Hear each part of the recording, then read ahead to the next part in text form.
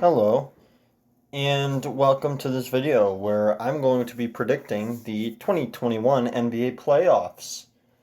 Um, this will be for the Western Conference because honestly, we know what's going to happen out east, but I can make a short video on that one if you guys would like. Make sure you subscribe and like the video if you like the in-depth analysis that I'm going to be doing. Out of the way, let's move on. What's in the details? Well, we're going to go through each team in the Western Conference playoffs and their individual accomplishments over the course of this past season. And we're pretty much going to analyze the matchups for each round. And I'll give my official predictions, what I think the series are going to look like, and for the entire Western Conference bracket. So we'll show you that at the end. So let's move on to the first team, the number one seed. Congratulations, Utah. You've done it. You've gotten to number one. And this is where I said I'm not going to write down all 17 top three finishes in statistical categories. I'm going to say them. So in total rebounds, Rudy Gobert led the league. He was first with 960. Rebounds per game, Rudy Gobert was 13.5. That was second. Blocks per game, Gobert again with 2.7 blocks per game. That was second. He had 190 blocks, which was first in the NBA. He had 720 defensive rebounds, which was first in the NBA. He was 67.5% from the field, which is first in the NBA. He was 68% from 2-point field goals, which is first in the NBA. Effective field goal percentage, 67.5%, again for Rudy Gobert, first. And also followed by his partner Joe Ingles, 65.2%, which was third in the NBA. True shooting percentage, Rudy Gobert was 68.3% from the field, second place. And Joe Ingles was right behind him with 67.2%, which was third. We moved to games. Bojan Bogdanovic and Georges Niang, I think I'm saying that right, played 72 games, which was tied for first. We moved down here. Rudy Gobert had 11.3 win shares. He played solid this season. He played really well. Defensive win shares, Rudy Gobert had 5.2, which was first in the NBA. He was also first in defensive rating with 100.6 and defensive rebound percentage 33.5%. He was second in the NBA with that. This team is built. I mean, they are stacked. You talk about Gobert should win Defensive Player of the Year just because he did very well. I mean, discarding what happened last year in the playoffs, I think he finally buckled down and is now playing hard like he should. Jordan Clarkson, Joe Ingles, they're playing out of their minds, shooting the three very well. Donovan Mitchell should ball out for the Utah Jazz. And personally, I think they're going to do really well in the playoffs. I've heard they had a 60% chance of making the finals, so I think they're going to do great. But as long as ESPN and the media and all these refs don't screw them over just because they're a small market team. Anyways, let's move on to the next seed. Phoenix. Congratulations, you made it.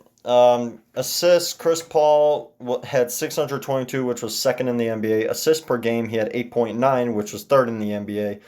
Free throw percentage, he was first in the NBA with 93.4%. 2-point field goal percentage, Mikal Bridges came in at third at 64.7%. Games, Mikal Bridges played all of them, 72, which was tied for first. And offensive rating, Mikal Bridges with 131.3, which was good for third in the NBA.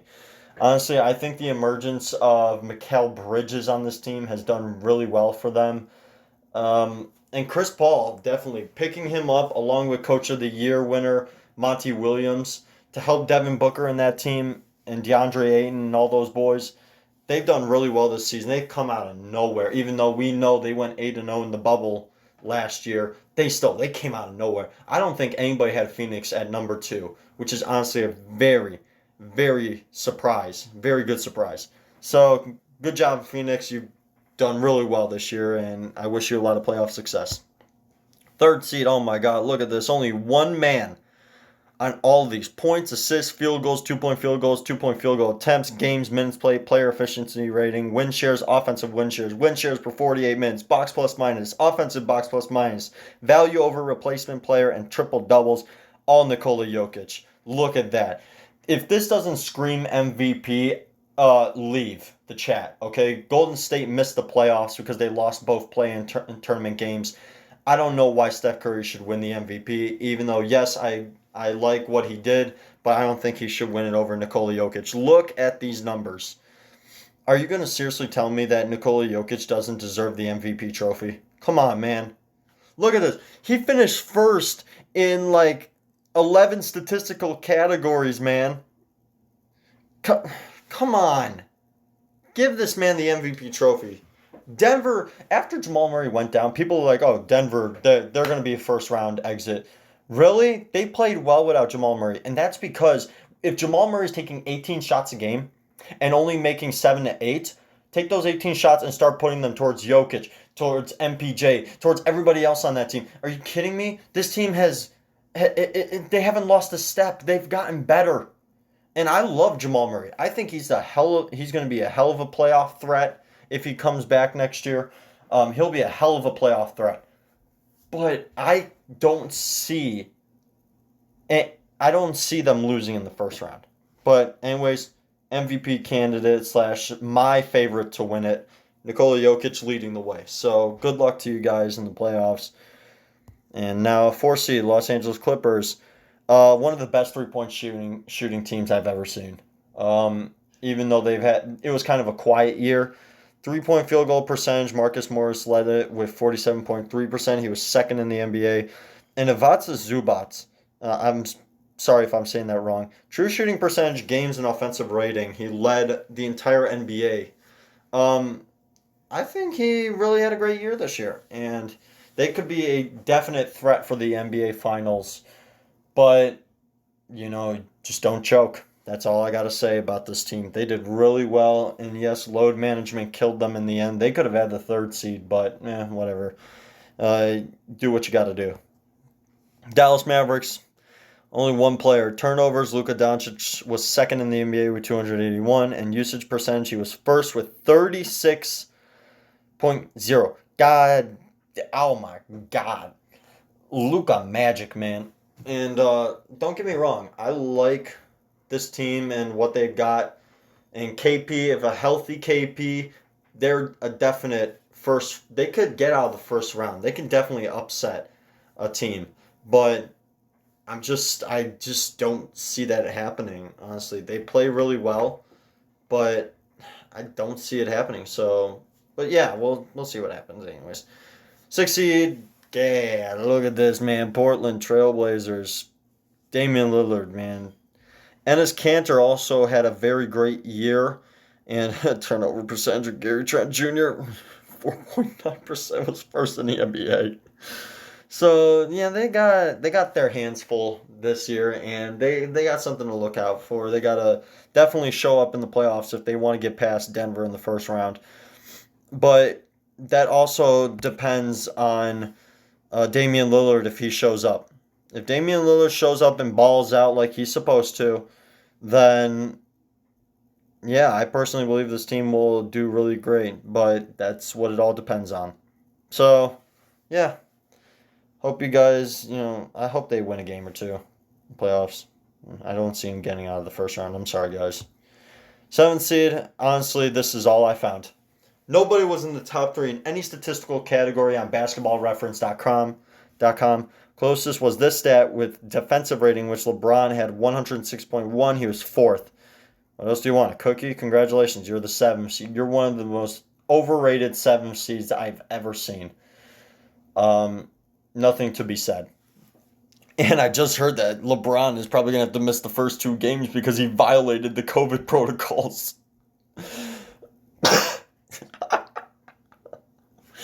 Whatever. Next seed. Memphis. Wow, man. Wow. Good stuff, man. Good stuff. I'm very shocked. I think this year Jonas Valanciunas really came into his own, and he really did very great on the defensive end of really getting those rebounds and playing good defense. Personal fouls. Dylan Brooks leads with 237, and turnover percentage. Brandon Clark, who is 3rd. God, it's just. I'm so worried. I'm so worried about this team that I really want them to win a game because I love John Moran and what he's doing with this team and all those boys. But I just don't see them getting out. But I like what they did this year. And like I said, Jonas Valanciunas is a monster in the paint. Really great year for him.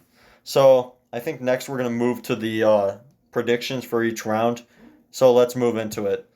First round, Utah against Memphis. So who could have seen this coming? Certainly no one, right? I mean, I literally said after Mitchell's rookie year he would blossom one day into a superstar for this franchise, and lo and behold, what did I say? One of the best defenses, deepest rotations, greatest threats from 3-point range, and the most underrated starting five in the NBA. Congratulations, guys. You climbed the mountain, and nobody can beat them in the first round. And I definitely mean nobody. Because Memphis, I mean, good job.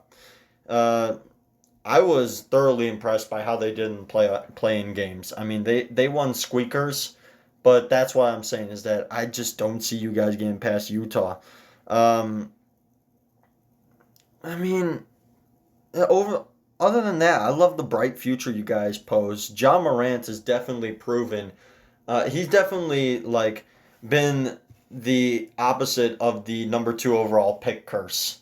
So I like what you guys have in Memphis, but honestly, your season ends against Utah. Um, I think in the bracket I said 5 game series, so you guys can win a game, but other than that, I don't see you guys getting past Utah. Sorry. Next series, Devin Booker finally gets his first crack at the postseason. Good job, guys. You guys deserve it. One of the deepest bench rotations in the NBA, a legendary point guard in CP3. Um, I remember from Devin Booker's rookie year when he dropped 70, man, and dropped 70 points. Um, he's definitely going to have to show us what he wants to do. He definitely wants to win, and playing in the postseason, he's going to get his first chance at it. He's going to take advantage of the situation. DeAndre Ayton has definitely shown us uh, something we have seen in past Suns teams. I'd like to compare it to Stoudemire and Nash, but that means they got to do really good. History definitely repeating itself, but we'll see. Los Angeles, it's do or die time. The Lakers want to prove that last season wasn't a fluke. They need to clutch up. All we definitely heard throughout the season is that this was the number one defense in the NBA. To me, it only happens when they're down by 20 plus points or more. Yes, narratives are here for them. Show us why you're worth $100 million, Dennis. Other than that, this will be a monster matchup in the first round. But obviously, you heard from the beginning, LeBron out. If LeBron's out for the first two games, uh-oh. Uh-oh. And this is why I said Anthony Davis needs to at least be 95%. Can't be 90, can't be 85, can't be 80. You got to be at least 95%. I didn't like how he came back from that injury and how he was just playing garbage against the Warriors. Go look up that first half. Go look up the stats from the first half. How pathetic they were from the field. It's just absolutely embarrassing. But oh my God, they clutched up. Don't want to hear it. Denver versus Portland. I don't care if Jamal Murray's out. Denver has thrived apparently with the MVP on their team, and MPJ showing us why he's considered to be the next KD. You obviously heard what I said about Murray taking 18 shots, making 7 of 8. It gives other people a chance to put points on the board and give their team a better edge. A stacked lineup, it'll be hard to stop the best big in the game in the Western Conference. With his high-level passing IQ and consistent scoring, Jokic can definitely do it all. They've definitely got tremendous upside, but with what happened in recent history, an old friend has come back. That's right, Portland is here. Damian Lillard and CJ McCollum are back in Mile High. Denver versus Portland, a repeat of, I believe, a few years ago when they were in the semifinals and Portland beat them in Game 7. Yusuf Nurkic coming back to form, that guy known as airplane form, and Derrick Jones Jr. with his elevating dunks, Melo's clutchness, and albeit scoring ability. I forgot to mention Enes Kanter's what he brings to this team in terms of everything that he can do on the floor. Portland will definitely be a great matchup for Denver. Dame wants to show why it's wise for him to stay in Portland and why he should be considered an all NBA guard. This is the best way to do it. This is how you do it. If you want to show us why you should have been an all-star like starter, show us here in the first round. And the last of the first round matchups, Los Angeles versus Dallas. What a time to be in Clipper Nation, right? Yeah, congrats. One of the best routes to make the big dance. Redemption is definitely on their side. One of the best floor generals in Rajon Rondo. He should be able to help Paul George's ailing woes in the postseason. Kawhi can come in healthy and ready. Look out, boys. Again, history has repeated itself in a weird way. Luka and the Mavs are fully loaded, especially with a healthy Porzingis coming into the picture. Improved from what they were last season, they are looking to being another knot in the Clippers' championship ambitions. But I definitely have doubts for Luka Doncic, and I should never say that. He does lead the league in technical fouls, and honestly, they are stupid. He has to keep his temper under control. He gets two technicals, he's suspended for a game. And that would definitely hurt them in the postseason. You can't have that happen. So pray that the refs don't screw the Mavericks because they can't afford it. Second round, this is who I have. I have Utah versus the Clippers. I like Utah's chances, man. They got a great chance of getting to the Western Conference Finals and even the Finals. Mitchell has to ball out in order to get this team there. He has to do what he did last year in the first round. Just keep on going. Bench and shooting core has to be pumping on all cylinders. They got to do really well. And this defense, man, led by the potential defensive player of the year in Rudy Gobert, they need to clamp down on their opponents, which is, by the way, none other than the Los Angeles Clippers. Uh-oh, not again, like we said about last round. Rondo is going to need to make sure PG-13 doesn't choke like he has in the past. Kawhi, you proved to everyone why you dangled that crown in that commercial when you came to LA. This is your city. Time to defend it then. Defense is nice. They can prove to be pests on that end, and their three-point shooting should help on the offensive end to keep their championship hopes alive. I love this matchup, honestly. And it's just going to have to show, like, honestly, I don't like narratives, but Paul George, man, ball out, please. Second round, Phoenix versus Denver. This will be a really great story, wouldn't it? Phoenix can pull this off. They would be proving everyone wrong about being overrated. CP3 manning the squad. Devin Booker needs to shine like the sun. This team needs to be clicking. Beating the Lakers would be one thing, but annihilating the dreams of a city mile high with an MVP, with the potential MVP, that would be definitely another thing. And for Denver to advance, Denver needs to keep playing tough. I mean, I don't see him getting past Phoenix, but if they were, I wouldn't be surprised. Jokic consistently dominant. If MPJ plays like KD out there and scores a ton of points, like 30 plus a night, they can squeak out some definite wins. My main concern, though, is the bench unit a little bit. But overall, I still like their odds. I still like their odds to play against Phoenix and probably get a couple games. But yeah, that's what I personally think. This is the Western Conference Finals, though, boys. Number 2 Phoenix against number 4 Los Angeles Clippers. Congratulations, Phoenix. Hopefully you haven't choked at all. Fortunately, if you want to get to the finals, 2 things need to happen. First, you don't get screwed by the refs like what happened with Steve Nash and his sons. And second, you need to be firing on all those cylinders, man. Shooting the rock accurately is going to be this team's greatest strength or their greatest demise. And maybe the team they are facing is, Phoenix is known for choking, by the way. Los Angeles Clippers probably haven't choked either a 3-1 lead, but I have high confidence in this team. Sure, they don't have their veteran bench players in Montrezl Harrell and Lou Williams anymore, but they got Rajon Rondo there. So that roster shooting, I believe, 41.4% from the three-point line, which is the third highest in NBA history behind Golden State in 2015, 2016, and Charlotte in 1996 and 97.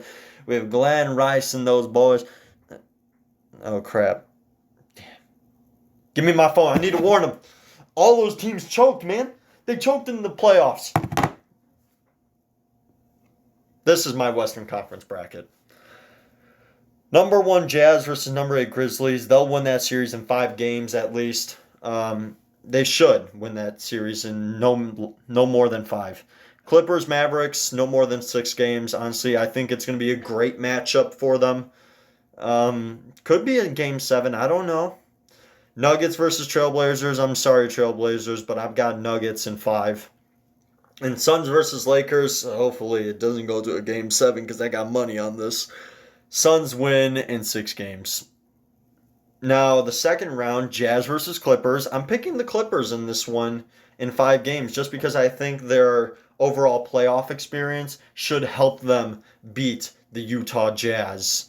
But hey, this is going to be great for Utah because then they can come back next year and show why this year wasn't a fluke and how they played in the regular season. I just don't want them to end up like Milwaukee. Then number 2, Suns versus number 3 Nuggets. Hey man, I got the Suns in 6. It could go to a Game 7, but I got the Suns in 6 because I personally think they're the better team. They're the deepest roster. Then Suns versus Clippers in the Western Conference Finals. I'm picking Clippers in 7, man. Honestly, if this goes to a Game 7, I wouldn't be surprised because these two teams are fully loaded and they're experienced. They got experienced players on their team, experienced veterans with young talent that's just itching. They're just itching for that first crack at a finals berth. And that's why I have the Clippers winning the Western Conference. Honestly, if I had 2 other teams to pick to make the finals, I'd have Phoenix Suns as my number 2, and I'd have the Utah Jazz as my number 3. That's what I personally believe in. Sorry, Denver, I don't see you guys getting past the Phoenix Suns. You will get out of the first round, but I don't see you getting past the Phoenix Suns. That's just my personal opinion. So, anyways, thank you guys for watching. Here are my special shout outs to the new subscribers. Guys, thank you so much. We got to 270 subscribers. NYCIRL, who has 184 subscribers. NBA Highlights by me, 36 subs. Connell McCooey, who has 1 sub. That's probably me. And 32 Short Skits 23, who has 1 sub, and that's also probably me. So make sure to like and subscribe to this channel, MWT 2.0, for more content like this in the future. And thank you for watching this in-depth analysis on the Western Conference playoff race. Good luck to everybody in the playoffs, except you fakers. Bye!